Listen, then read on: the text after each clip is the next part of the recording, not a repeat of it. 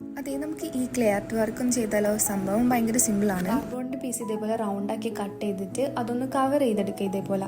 പിന്നെ ഈ ക്ലേയും ഇതേപോലെ റൗണ്ട് ഷേപ്പ് ആക്കി അതിൻ്റെ മുകളിൽ ഡോട്ടാക്കി ഇട്ട് കൊടുക്കുക. ഞാൻ ഇവിടെ യെല്ലോ കളറിലുള്ള ഫ്ലവറാണ് ഉണ്ടാക്കുന്നത്, അതുകൊണ്ട് യെല്ലോ കളറിലുള്ള ക്ലേ എടുത്തിട്ട് ഇതേപോലെ കുറച്ച് ബോൾസ് ആക്കി എടുക്കുക. എന്നിട്ട് അതിനെ ചുറ്റും ഒട്ടിക്കുക. സംഭവം ഇത് ഈസി ആയിട്ടുള്ളൊരു ക്ലേ ആർട്ടാണ്.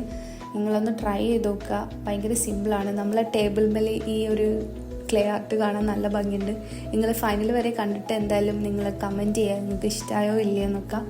സോ ഭയങ്കര ഈസിയാണ് ഇത് ചെയ്യാൻ വേണ്ടിയിട്ട്. ക്ലേ വാങ്ങിയ ടൈമിൽ ഞാൻ വിചാരിച്ചത് സെറ്റ് ആവില്ല, കാരണം അതിൻ്റെ ഒരു ടെക്സ്ചർ ഇങ്ങനെ വലിഞ്ഞു കളിക്കുന്നതായതുകൊണ്ട് സെറ്റ് ആവില്ല എന്ന് വിചാരിച്ച്. പക്ഷേങ്കിൽ റെഡി ആയിട്ടുണ്ട്. എനിക്ക് നല്ല ഇഷ്ടമായിട്ടുണ്ട് ഇത്. നിങ്ങളെന്തായാലും കമൻറ്റ് ചെയ്യുക ഇഷ്ടമായിട്ടുണ്ടോ ഇല്ലയോ എന്ന്.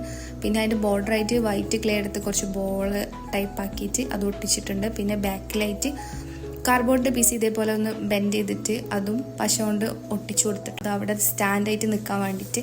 അപ്പം പിന്നെ ചാനലിന് സബ്സ്ക്രൈബ് ചെയ്ത് സപ്പോർട്ട് ചെയ്യുക.